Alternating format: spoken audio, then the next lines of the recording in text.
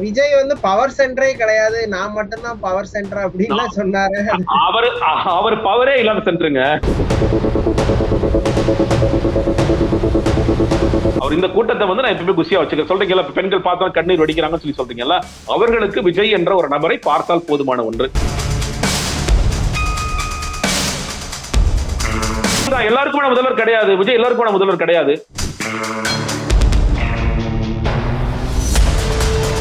காலில் விழுகணும், 3 தடவை காலில் விழுகணும். ஒரு எம்எல்ஏ போனாருன்னா காலையில ஒரு தடவை, மத்தியானம் ஒரு தடவை, அங்கேயே காரை போட்டு அங்கேயே தங்கணும், நைட் வரைக்கும் காலில் விழுகணும்.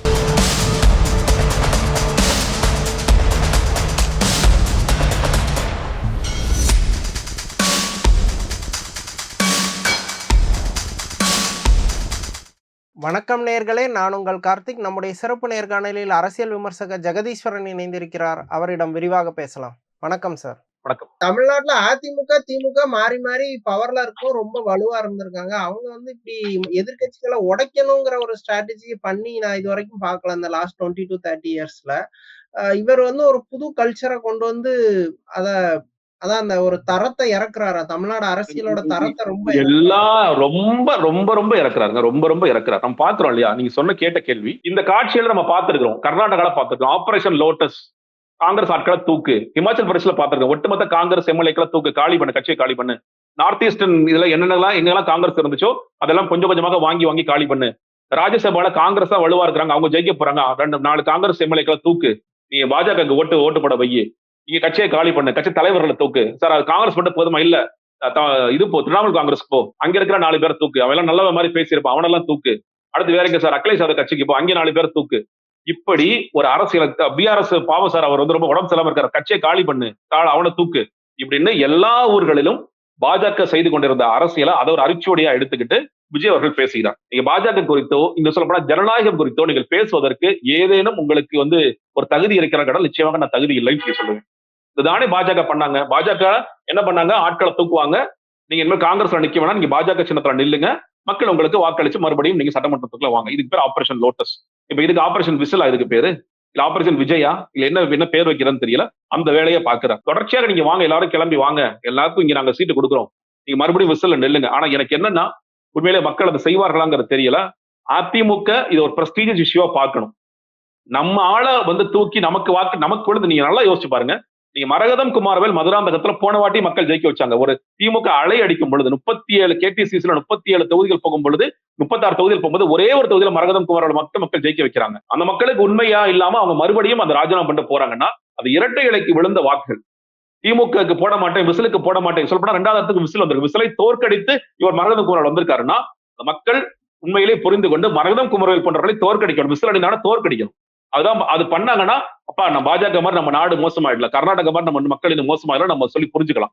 அதற்கு உண்டான வேலைகள் நிச்சயமா மற்ற தொகுதிகள் கூட எனக்கு உண்மையிலே இந்த தொகுதியில் நீங்க மற்ற தொகுதியால் திமுக தோக்கடிச்சு ஆலங்குளத்திலயா இருக்கலாம், இல்ல வந்து பெருந்துறையில இருக்கலாம், இது பண்ணாங்க. இந்த இடத்துல விசில தோக்கடிச்சா மக்கள் இரட்டலை அந்த இடத்துல நிப்பாட்டி வச்சிருக்காங்க. இவ்வளவு பெரிய அலையில நிப்பாட்டி வச்சிருக்காங்கன்னா, அவருக்கு நான் துரோகம் செய்வேன். நீங்க எதுக்கு இங்க போறீங்க?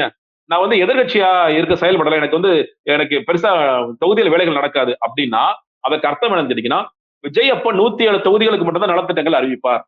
இல்ல, அதுதான் கேள்வி. அந்த கேள்வியை யாருமே அந்த நேரத்துல கேட்கல. அப்ப விஜய் முதல்வர்ங்கிறது இந்த 107 தொகுதிக்கு மட்டும்தான். தொகுதிகள் தான். எல்லாருக்குமான முதல்வர் கிடையாது விஜய், எல்லாருக்குமான முதல்வர் கிடையாது. அப்படி யாருக்கு இப்ப ஓட்டு அடிச்சா? திமுக வாக்களிச்சவனுக்குலாம் நீ மகளிர் உரிமை தொகை கொடுக்க வேண்டிய அவசியம் இல்ல. நீ யாருக்கு வாக்களிச்சா? அதிமுக அவனை பஸ்ல ஏதாவது கீழே இறக்கி விட்டு அப்படின்னு சொல்லிட்டு போயிடுவாரா? ஒவ்வொருத்தரும் ஏறும்போது நீ சொல்லு, யாருக்கு வாக்களிச்சீங்க? உங்களுக்கு நீங்க குழந்தை பிறந்திருக்கா உங்களுக்கு, நீ யாருக்கு வாக்களிச்சீங்க? நான் தேமுதிக வாக்களிச்சேங்க, அதுக்கு மோதிரத்தை புடுங்கன்றவாரா? என்ன பண்ணுவார் விஜய்? அப்போ எங்களோட தொகுதிக்கு விஜய் செய்ய மாட்டார். அவங்க அப்பட்டமா சொல்றாங்க, எங்களோட தொகுதிக்கு விஜய் செய்ய மாட்டார், எங்களோட தொகுதிக்கு முதல்வர் செய்ய மாட்டார். அதனால வேற வழி இல்லாம நாங்க கட்சியிலையும் சேர்க்கிறாங்க. உடனே சேர்க்கிறாங்கல்ல, ரெடியா இருக்கிறாங்க. இன்னும் அவர் சொல்றாருல, நீங்க மறைமுகமால செய்யலங்க, ஆலோசனை ஓப்பன் கால் கொடுக்கிறார். எல்லாரும் வாங்க, முன்னாள் சட்டமன்ற உறுப்பினர்கள், முன்னாள் பாராளுமன்ற உறுப்பினர்கள், நகராட்சி சேர்மன், யாரெல்லாம் இருக்கீங்க எல்லாரும் கிளம்பி வாங்க, எல்லாருக்கும் இங்க இடம் இருக்கிறது. புசியானதுக்கு ஒரு பெரிய பயம் வந்துருச்சு. அவங்க ஏன்னா இதை செய்யாம இருந்தாரு. இன்னைக்கு ஒரு வழி இல்ல, பனையூரை மூடி வைக்க முடியல அவரால், அவர் சாவியை பிடிங்கிட்டாங்க. அப்ப அவர் திறந்து வச்சதுனால எங்க நம்மால் காலி ஆயிடுவானோ? ஏன்னா அவங்களுக்கு இப்ப என்னன்னா, பதவி கிடைக்காது, அமைச்சர் பொறுப்பு கிடைக்காதவர்கள் அவங்க டெய்லி ஒரு ஸ்கெடியூல் வச்சிருக்காங்க. நீங்க நல்லா பார்க்கலாம். எங்க நம்ம காலைல எந்திரிச்சு என்ன பண்ணணும்? இப்ப விஜய் சொல்ற மாதிரி சொல்ல, காலைல எந்திரிச்சு நல்லா குளிச்சு முடிச்சு சாப்பிட்டுட்டு நேர தலைமைச் செயலகத்துக்கு போகணும். நேரம் புசியானந்தனுக்கு கதவை தட்டணும். புசியானந்தனுக்கு தட்டு ஏற்கனவே ஒரு 10 பேர் உட்காந்துருப்பான். ஆனா காலில் விழுகணும், 3 தடவை காலில் விழுகணும். ஒரு எம்எல்ஏ போனாருன்னா காலையில ஒரு தடவை, மத்தியானம் ஒரு தடவை. அங்கேயே காரை போட்டு அங்கேயே தங்கணும். நைட் வரைக்கும் காலில் விழுகணும். இது இல்லாம என்ன தெரியுமா நடக்குது தலைமைச் செயலகத்துல? ஒருத்தர் வர்றாரு, அண்ணா அவன் சொன்னேன் இல்ல அவனை அப்படியாடா சார் பாத்துக்கடா. நீங்க நம்ம முன்னாடி சொன்னோம் பொறுப்புகள் காசு வாங்கிட்டு போறாரு. இப்ப வந்து ஊழல் ஆட்சியில தூய்மை ஆட்சியில் சொல்லி சொல்றாங்களோ, நீங்க தயவு செய்து முடிஞ்சா நீங்க கூட செக்ரட்டரி போய் பாருங்க என்ன நடக்குது புஷியானந்தோட ஆபீஸ்ல இருந்து. நீங்க ஒவ்வொரு அமைச்சருக்கும் 3 பிஏ போடலாம். 2 பிஏ கிட்ட காசு வாங்கிட்டு வைக்க போறேன். ஒரு மாவட்ட செயலர் கூட்டிட்டு வராரு. உதாரணத்துக்கு ஒரு சென்னை மாவட்ட செயலர் வச்சுக்கோங்களேன். சென்னை எந்த தொகுதி நான் சொல்லல. சென்னை மாவட்ட செயலர் ஒருத்தர் போறாரு. ஆனா அந்த அவர் சொன்னேன் இல்லண்ணா அப்படியாடா சார் போட்டுக்கடா. அந்த அமைச்சர் அவனுக்கு காமிச்சு விட்றான், ஆளு காமிச்சு விட்றான். அவனா சரிண்ணா. அமைச்சர்கள் பெருமக்கள் எல்லாம் எங்க தெரியுமா உட்கார்ந்துருக்காங்க? புஷியானந்த் சுத்தி ஒரு 10 பேர் உட்கார்ந்துருக்காங்க. இந்த புதுக்கோட்டை அமைச்சர், ஈரோடு அமைச்சர், மற்ற அமைச்சர்கள், நீங்க இந்த பெரிய கைகளை விட்டுட்டு செங்கோட்டையன், நிர்மல்குமார், ஆதவ அர்ஜுனா இவங்களை தாண்டி எல்லோரும் காலையில வந்து ஃபுல்லா உட்கார்ந்துடுறாங்க. உள்ள போன உடனே யாருக்கு என்னடா பொறுப்பு வேணும்னா அவனுக்கு அந்த இது போட்டுடலாமா போட்டுடலாம். விழுப்புரத்துல பிபிஆ டிஸ்ட்ரிக்ட் பிபிஆ போறதுக்கு 35 லட்சம் ரூபாய். ஓப்பனா பேசுறேன், ஓப்பனா ஆடியோ வருது. நீங்க விகடன்ல வந்துருச்சு, அந்த ஆடியோ வந்துருச்சு. யாராவது பேசுறாங்களா? விஜய் வந்து பவர் சென்டரே கிடையாது, நான் மட்டும்தான் பவர் சென்டர் அப்படின்னு சொன்னாரு. அவர் பவரே இல்லாத சென்டருங்க. அவர் பவரே இல்ல. பவர் இல்லாம இருக்காரு. நான் சொல்றேன் எத்தனை பவர் சென்டர்ஸ் இருக்குன்னு.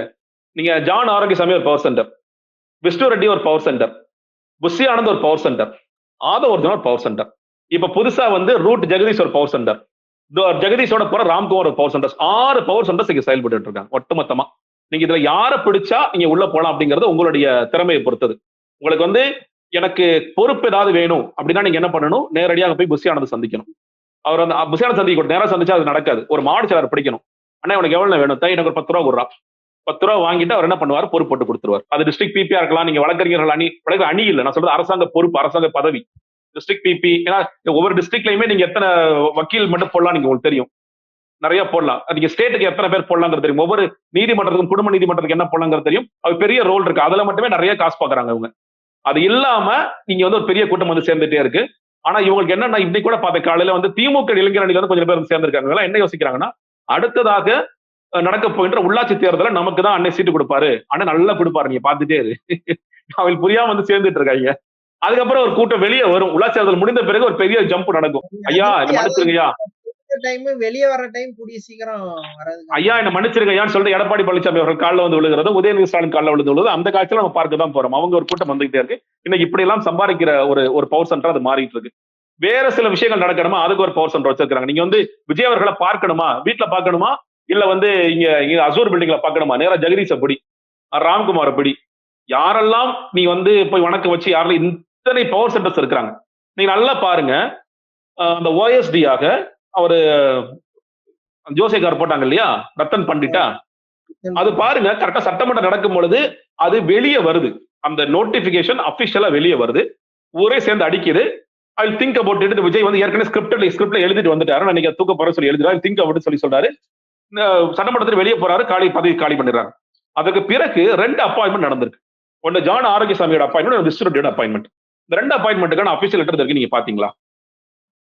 பாத்திருக்கவே மாட்டோம். ஸ்பெஷல் ஆபீசர்ஸோ இல்ல வந்து நமக்கு உண்மையில பேர் என்னன்னு தெரியல, ஓஎஸ்டியா போட்டிருக்காங்களா இல்ல சிறப்பு ஏதாவது போட்டிருக்காங்களா என்னங்கிறது தெரியல. ஆனா இந்த இருவரும் விஜயோடன் சேர்ந்து அதே வாகனத்திலோட அதுக்கு பின்னால் இருக்க வாகனத்துல வர்றாங்க, விஜயோட சேர்ந்து இயங்கிட்டு இருக்காங்க, பவர் சென்டரா செயல்படுறாங்க. இந்த போலீஸ் போஸ்டிங்ஸ் எல்லாத்துலயும் வந்து ஜான் ஆரோக்கியசாமி தான் வந்து போடுறாரு, எந்தெந்த போலீஸ் எங்க போடலாம், எந்தெந்த ஐஏஎஸ் ஆபீசர் எங்க போடலாம். உண்மையில அவன் தலையில அடிச்சுக்கிறாங்க அவங்க எல்லாம். ஏன்னா இது நடக்குது, ஏன்னா ஜான் ஆரோக்கியசாமி இன்னொன்னு நீங்க பாருங்க, ரொம்ப தெளிவா இந்த போஸ்டிங்ஸ் பத்தி உங்களுக்கு டிஐபிஆர்ல வெளியே வந்துச்சா, வெளியே வரல, தகவலா கசிய விட்டாங்க. ஜான் ஆரோக்கியசாமி, விஷ்ணு ரெட்டியும் அவர்கள் இருவரும் சிறப்பு அதிகாரிகளாக நீக்கப்பட்டிருக்காங்க, ஏதோ ஒன்று போட்டாங்க. ஆனா ரொம்ப எதிர்ப்பு வந்தா இல்ல நியமிக்கலாம்னு சொல்லிடலாம், இல்லாட்டி அப்படியே வச்சுக்கலான்ட்டு இல்ல, எதிர்ப்பு வர அளவுக்கு வேலை பாக்குறாங்க. நீங்க உங்களுக்கு அபிஷியலா ஒண்ணு வரும்பொழுது நிறைய ஷேர் ஆகும். நீங்க இன்னைக்கு இருக்கிற சோசியல் மீடியா காலத்துல நீங்க டக்குனு அப்ப நோண்டுவீங்க, who is John Arokiasamy, who is Vishnu Reddy, Vishnu Reddy எப்படி இந்த கட்சிக்குள்ள வந்தார், விஷ்ணு ரெட்டி இது வரைக்கும் கவர்னன்ஸ்ல என்னென்ன பண்ணிருக்காரு, அவருக்கும் விஜய்க்குமான தொடர்பு என்ன அப்படிங்கிற அளவுக்கு சில கேள்விகள் கேட்கப்படும். எப்படி அவர் இந்த குடும்பத்துக்குள்ள வந்தார், பல கேள்விகள் எழுப்பப்படும். அதெல்லாம் ரொம்ப கவனமா தவிர்த்துட்டு ஒண்ணுமே தெரியாத மாதிரி வேலைகளை பார்க்கிறாங்க. இந்த அளவுக்கு ஒண்ணு நடந்துகிட்டு. நீங்க என்னோட தரம்னு கேட்கும் பொழுது இந்த தரத்தை வந்து விஜய் ஒட்டுமொத்தமா குறைச்சாரா? நேற்று பேசியதே பாருங்க, நேற்று வந்து திருச்சியில பேசிய பொழுது நான் என்ன கவர்ச்சியா அப்படின்ட்டு ஒரு பாஸ் சொல்றாரு, வாயில வந்துரும் அப்படிங்கிறாரு. அது யார அவர் குஷிப்படுத்துறதுக்கு இல்ல யார எந்துவா வச்சுக்கிறதுக்காக இந்த மாதிரி பேசுறாரு அவரு? அதான் அந்த கூட்டத்தை அவர் சொல்ற மாதிரி அல்லு செல்லு கூட்டத்தை அவர் வந்து பண்ணணும்னு நினைக்கிறாரு. அதுதான் வேற என்ன சொல்றது. அவர் இந்த கூட்டத்தை வந்து நான் எப்பவுமே குஷியா வச்சுக்கிறேன். சொல்றீங்கல்ல, பெண்கள் பார்த்தா கண்ணீர் வடிக்கிறாங்கன்னு சொல்றீங்கல்ல. அவர்களுக்கு விஜய் என்ற ஒரு நபரை பார்த்தால் போதுமான ஒன்று. எங்க அண்ணன் வந்து முதல்வரே ஆயிட்டார். அது ஒண்ணு போதுமான ஒன்று. அது அந்த காட்சிகளை பார்க்கின்றோம். நீங்க அதே சொல்ற மாதிரி நீங்க வந்து நான் கவர்ச்சி அப்படி சொன்னா எனக்கு பாஸ் விட்டாருன்னா என்ன சொல்ல வரீங்க? அதான் அவர் என்ன சினிமா கேட்க வராரு? கவர்ச்சின்னு ஆட்சிக்கு வந்தாருங்கிறதுக்கும் அவர் சொல்ற அதாவது கவர்ச்சி ஒரு ஒரு க- ஒரு கவர்ச்சி நடிகை மாதிரி அந்த பேர் கூட சொல்லிருப்பாரு போல. கொஞ்சம் விட்ட கவர்ச்சி நடிகை பேர் அதை சொல்லி அவங்க எல்லாம் சொல்லிருப்பாரு போல இருக்கு. அந்த அளவு சினிமால இருந்து வர்ற உன்னுடைய பார்வை கவர்ச்சிங்கிறது உங்களோட பார்வை எவ்வளவு கேவலமா இருக்கு அப்படிங்கிறது ஒண்ணு. இன்னொன்னு சினிமா கவர்ச்சி நீங்க இப்போ கரிஷ்மா, நம்ம கரிஷ்மா வந்து நம்ம ஆங்கிலத்துல ஒரு வார்த்தையை சொல்றோம். ஒருத்தர் வந்து பொலிட்டிக்கல் கரிஷ்மான ஒரு வார்த்தையை பயன்படுத்துறாரு. இன்னொரு அரசியல் அமைச்சர் டிவைன் கரிஷ்மான ஒரு வார்த்தையை பயன்படுத்துறாரு. இன்னொருத்தர் கவர்ச்சிங்கிற வார்த்தையை பயன்படுத்துறாரு. எல்லாத்துக்கும் பொருள் ஒண்ணுதான். உங்களை பார்த்தா ஓட்டு போடணும்னு அவங்களுக்கு பிடிச்சிருக்கு. மக்களுக்கு வந்து சார் அவர் போட்டு ஓட்டு போடலாம், ஓட்டு போடலாம், உங்களை அட்ராக்ட் ஆகி ஓட்டு போடுறாங்க அப்படிங்கிறதுதான் அதோட அவ்வளவுதான். உங்கள்ட்ட அரசியலா ஒண்ணு இல்ல, இருந்தாலும் ஓட்டு போடுறேன். ஏன்னா உங்களுக்கு எனக்கு பிடிச்சிருக்கு. ஏன் பிடிச்சிருக்கு எனக்கு காரணம் எல்லாம் தெரியாது. நான் காரணம் ஏதாவது முட்டு கொடுத்துக்குவேன், பின்னாடி ஏதாவது கதை சொல்லிக்குவேன். எங்க அண்ணன் தம்பி என்ன வேணாலும் நான் சொல்லுவேன், ஏதோ கதை சொல்லிக்குவேன். அப்படி இருக்கிற போது அதுக்கு பேர் தான் கவர்ச்சி. அந்த அந்த கவர்ச்சியில தான் வந்து நிச்சயமாக பெரும்பாலான மக்கள் வாக்களித்தார்கள். அது நமக்கு தெரியாதா? நீங்க சினிமாவே மூலதனமா வைக்கிறீங்க. நேத்து அங்க பேசுற எல்லாருமே பொண்ணுங்க நிறைய பேர் பேசுறாங்க. பார்க்க அழகா இருந்தாரு, சூப்பரா இருந்தாரு, சட்டை நல்லா இருந்துதான் சொன்னாங்களே தவிர்த்து இந்த விஷயம் பேசினாரு எனக்கு அது பிடிச்சதுன்னு யாரும் சொல்லல. சோ அவர் வந்து கவர்ச்சி அரசியல் தாங்கிறதுக்கு அந்த கிரௌடு தான் உதாரணமா இருக்கு. ஆனா அவரு ஒரு முதல்வரா, ஒரு எதிர்க்கட்சியாவோ இல்ல ஒரு கேண்டிடேட்டா இருக்கும்போது பேசுறதுக்கு ஒரு முதலமைச்சரா பொறுப்பு உணர்ந்து பேசல. அப்படித்தானே புரிஞ்சுக்க முடியும். நிச்சயமா இல்லைங்க. அவர் பொறுப்பு இன்னொன்னுங்க, அவர் பொறுப்பை எப்ப உணருவாருன்னா இந்த மாதிரியான கூட்டங்கள் இல்லாம உண்மையிலேயே மக்கள் பிரச்சனை என்னன்னு அவர் வந்து காது கொடுத்து கேட்டாங்க. இன்னைக்கு இருக்கிற பவர் சென்டர்ஸ் அதை செய்வாங்களா? நான் மறுபடியும் சொல்றேன். இன்றைய முதல்வர் நீங்க இப்போ நீங்க கலைஞரோட பிறந்த நாள், கலைஞரோட பத்தி சொல்லணும்னா காலையில வந்து நிறைய பேப்பர் எல்லாம் படிச்சுட்டு 5 மணிக்கெல்லாம் ஒவ்வொருத்தர போன் பண்ணி என்னடா பிரச்சனைன்னு பாருங்கப்பா அப்படின்னு அமைச்சர்லாம் சொல்லுவாங்க. ஆனா இன்னைக்கும் எனக்கு விஜய் அவர்கள் காலையில டெய்லி தமிழ்நாட்டுல வர பேப்பர்ஸ் படிக்கிறாருங்கிறது எனக்கு கேள்வியா தான் இருக்கு. அவர் ஆபீஸ்ல கண்டிப்பா வைப்பாங்க, எல்லா பேப்பர்ஸ் எல்லா மேகசின்ஸ் இன்டர்நேஷனல் மேகசின்ஸ் வரைக்கும் வைப்பாங்க. ஆனா படிப்பாருங்கிற கேள்வியாகத்தான் இருக்கிறது. இன்னுமே தன்னுடைய செய்திகளை, தமிழ்நாட்டில் நடக்கக்கூடிய செய்திகளை ஜான் மூலியமாகவும் விஸ்வரெட்டி மூலியமாகவும் இல்ல ஆதவர்ஜன் மூலியமா யார் மூலியமா கேட்டு தெரிஞ்சுக்கிறாரோன்னு தான் இருக்கு. ஏன்னா நீங்க நேற்று அவர் பேசியிருக்க வேண்டிய விஷயம், இவ்வளவு மின்வெட்டு நடக்குது, இந்த மின்வெட்டிற்கு என்ன காரணம் அப்படிங்கிறத பேசியிருக்கணும். மின்வெட்டு ஏன்னா திமுக ஆட்சி காலத்துல இது இருந்துச்சு. இப்ப உடனே சடார்னு என்ன மாறுது? அவங்க என்ன போகும்போது அதை பூட்டி வச்சுட்டு போயிட்டாங்களா? சாவி எல்லாம் தூக்கிட்டு போயிட்டாங்களா? நீங்க இந்த மாதிரி வீடியோ படிச்ச ஒரு பொண்ணு நம்ம பார்த்தோம். இப்போ ஒரு இன்ஸ்டாகிராம்ல ஒரு வீடியோ ஓடிட்டு இருக்கு. அவர் வந்து அந்த ஆதவர்ஜனாவோட இந்த தூக்கி பண்ணும்போது ஹார்ட் மாதிரி எடுத்து அந்த பொண்ணு ஒண்ணு பண்ணுச்சு. அந்த பொண்ணு இன்னைக்கு அழுகுது, அண்ணா கரண்ட் இல்லண்ணா, என் குழந்தைய தூக்கிட்டு ரெட் ஹில்ஸ்ல இருக்கேனா, 4 நாளா 4 நாளா கரண்ட் இதே மாதிரி நடக்குது, என் பிள்ளை அழுகுதுண்ணா, என்னன்னா அப்படி பண்ற அப்படின்னு அழுகுது. அப்போ இந்த மாதிரி நீங்க வந்து என்ன சொல்றது, இந்த மாதிரி முக்கியமான பிரச்சனைகள் ஏன் தொடர்ச்சியா கரண்ட் போகுது? நான் புதுக்கோட்டையில இருக்கீங்க, திடீர்னு கரண்ட் போயிட்டே இருக்கு. பெரம்பூர்ல கரண்ட் போகுதுன்னு சொல்லி சொல்றாங்க. ஒரு மிஸ்மேனேஜ்மெண்ட் தான். ஆனா இதுக்கு கூட டிஎம்கே மேல பழிய போட்டுறலாம்னு நம்புறாங்க. நம்ம இல்லங்க, நான் சொல்றேன் உண்மையிலே புரியல. விஜய் என்ன பிரச்சனை அவருக்கு புரியல. நிர்மல்குமாருக்கு உண்மையிலே பிரச்சனை புரியுதாங்கிறது புரியல. நான் ஊழலை தடுக்க நீங்க ஒரு விஷயம் நீங்க மின்சாரத்தை பத்தி புரிஞ்சுக்கிறோம்னா, நம்ம வந்து தண்ணீரை கட்டுற மாநிலம், நம்மள்ட்ட ஏற்கனவே எக்ஸஸா கரண்ட் இருக்குன்னு திமுக அதிமுக எல்லா ஆட்சி காலத்திலும் சொல்லியிருப்பாங்க. அதுல அவங்க சொல்லாம மறைச்சதோ இல்ல நம்ம பார்க்காம மறைச்சதோ பிரைவேட்ல வாங்குற கரண்ட் சேர்த்தோ சொல்லி சொல்லுவாங்க. தனியார்ட்ட இவ்வளவு கரண்ட் வாங்கிதான் அவங்க சமாளிப்பாங்க. தனியார்ட்ட வாங்குற கரண்ட் சில நேரம் ஊழல் நடந்திருக்கும், ஊழல் நடந்திருக்கும். 20 ரூபாய்க்கு வாங்கியிருப்பாங்க, 13 ரூபாய்க்கு வாங்கியிருப்பாங்க, 15 ரூபாய்க்கு வாங்கியிருப்பாங்க. பிரைவேட் பிளேயர் வந்து ஒரு 15 ரூபாய்க்கு கூட 5 ரூபா நீங்க பீக் டைம்ல வேற வழியே இல்ல வாங்கி சொல்லி வாங்கி போட்டிருப்பாங்க. இவர் வந்தவொடனே நான் பெரிய புரட்சி பண்ண போறேன், நான் பிரைவேட் கரண்ட்ல ஸ்டாப் பண்ணுங்கன்னு சொல்லிருக்கலாம். இல்லையா அப்பா ஊழல் பண்ணணும்னா உடனே பண்ண முடியாது, ஒரு 5 மாசம் 6 மாசம் ஆகட்டும். மக்கள்கிட்ட வந்து ரொம்ப கரண்ட் எல்லாம் சிரமப்பட்டாங்கன்னா வேற வழி இல்லை. அவர்கள் வந்து ஏற்கனவே இருக்கக்கூடிய மின் நிலைய திட்டங்கள் அவர்கள் சரியாக பராமரிக்க காரணத்தினால், அவர்கள் வந்து பெரிதளவில் நீங்க வந்து அதை விரிவாக்கம் செய்யாத காரணத்தினால், இல்ல கட்டுமான பணிகள் அங்கங்கே நிற்கும் காரணத்தினால், நாங்கள் வேறு வழி இல்லாமல் சில காலத்திற்கு தனியாரிடமிருந்து நாங்கள் மின்சாரம் வாங்கிக்கின்றோம் அப்படின்னு சொல்லிட்டீங்கன்னா, ஓகே பரவாயில்ல, கரண்ட் வந்தா போதும், நைட்டு ஃபேன் ஒன்னா போதுங்க, நைட் வந்து கொசு கடிக்காம இருந்தா போதுங்க அப்படின்னு ஒரு இடத்துக்கு மக்கள் நகர்ந்துருவாங்க. கொஞ்சம் லேட்டா பண்ணிக்கலாம்னு நினைக்கலாம். இதுவும் ஒரு காரணமாக இருக்கலாம். ஆனா மக்கள் வந்து வாக்களித்த மக்கள் என்னன்னா கரண்ட் போகுது, திமுக ஆட்சி காலத்துல போலையேனா, இன்னும் சொல்ல போனா ஒரு ஆட்சியே இழந்த திமுக, ஒரு காலத்துல வந்து கரண்ட் பிரச்சனை ஆட்சியை இழந்த திமுக, அதுக்கு பிறகு பெருசா ஒண்ணு நடக்கல. இப்ப நடக்குதுன்னா அந்த பிரச்சனை என்ன, அந்த பிரச்சனைக்கான காரணம் என்ன, அந்த பிரச்சனை நான் எப்படி சரி செய்ய போறேன்னு விஜய் பேசியிருக்கணும். சட்டம் ஒழுங்கு பிரச்சனை, சட்டம் ஒழுங்கு பிரச்சனைக்கு நான் நிறைய வேலைகள் பார்த்தேன். இப்ப நீங்க விஜய் மேல கோவப்பட்ட சிலரோட வெளிப்பாடுகளை பேசுறீங்க. ஆனா நேத்து அதே கூட்டத்துல பேசின பெண்கள் நிறைய பேரு விஜய் சாப்பிடாம மெலிஞ்சிட்டாரு, எங்கள பத்தியே நினைச்சிட்டு இருக்காருன்னு பேசுறாங்க. ஒரு பெண்லாம் வந்து பார்த்துட்டேன்னு அப்படியே ஒரு கண்ணீர் மல்க அழுறாங்க. அப்படியே பார்த்த அந்த பிரமிப்புல இருந்து அவங்க வெளிய வரவே இல்ல. இந்த மாப் மென்டாலிட்டில தானே இன்னுமே ஒரு பெரிய கூட்டம் இருக்கு. விஜய் மேல ஒரு அதிருப்திங்கிறது அவரோட ஆட்சி சரியில்லன்ட்டு உருவாகுமா? இல்ல இவங்க என்ன பண்ணாலும் அக்செப்ட் பண்ற மனநிலையில இருக்கிறாங்களா? இல்லங்க நம்ம முதல்லயே சொன்னேன். நம்ம நம்ம பல பேட்டிகள்ல பேசியிருக்கோம். விஜய்க்கான வாக்கு சதவீதம் நான் வந்து 8 சொல்லியிருக்கேன். மேக்ஸிமம் 12 சொல்லியிருக்கேன். நான் சொல்றேன் இல்லையா? அந்த சதவீதத்தினர் எப்பொழுதும் அப்படித்தான் இருப்பார்கள். நான் மறுபடியும் மோடி அவர்களே உதாரணம் சொல்றேன். மோடி அவர்கள் இப்ப வந்து போர் நடக்குது. வேற வழியே கிடையாது. நீங்கலாம் பெட்ரோலை நீங்கள் ரூ. 300 வாங்க வேண்டும். ஜெய் மோடிஜி. அதுதான் ஜி எங்களுக்கு வேணும்னு சொல்லி நான் போய் பெட்ரோல போட்டுட்டு அதை கூட பெருமையா பேச கூட்டம் ஒரு 20% இருக்கத்தான் செய்யும். எங்களுக்கு கோர் ஹிந்துத்துவா எங்களுக்கு வேணும். ராமர் கோயில் கட்டிட்டார் மோடிஜி. அதோட என்ன வேணும்? 370 கொண்டு வந்துட்டாரு. அதோட என்ன வேணும்? அடுத்து யூசிசி கொண்டு வந்துட்டாருன்னா எங்களுடைய லட்சியம் முடிஞ்சது. அது போதும். நாங்க இதான் எதிர்பார்த்தோம். அது மட்டுமே போதுமான ஒன்று. இஸ்லாமிய வெறுப்பு, கிறிஸ்தவர் வெறுப்பு இது மட்டும் பேசினாலே போதும். எங்களுக்கு நாங்கள் மோடிக்குத்தான் வாக்களிப்போம். எங்களுக்கு எந்த சிக்கலும், எங்கள் சாப்பாடு கூட பிரச்சனை இல்லை அப்படின்னு சொல்ற மாதிரி கூட்டம். விஜய் அவர்களுடைய ஆட்சியில என்ன தவறுகள் நடந்தாலும் கண்மூடி நாங்கள் அதை ஆர்ப்பரிப்போம். இன்னும் சொல்ல போனா எங்க போன ஆட்சி தாங்க காரணம். போதைப் பொருளுக்கு யாருங்க காரணம்? ஸ்டாலின் சார் காரணம். சட்டம் ஒழுங்கு யாருங்க காரணம்? எடப்பாடி பழனிசாமி காரணம். அதுக்கு முன்னாடி வேற பிரச்சனை யாருங்க? கலைஞர் காரணம், ஜெயலலிதா காரணம். இப்படியாவது நம்ம கதை சொல்லிட்டே இருக்கலாம். அதை வந்து அவங்க ஏற்றுக்குவாங்கன்னு சொல்ல அவங்களே அந்த கதைகளை சொல்லுவாங்க.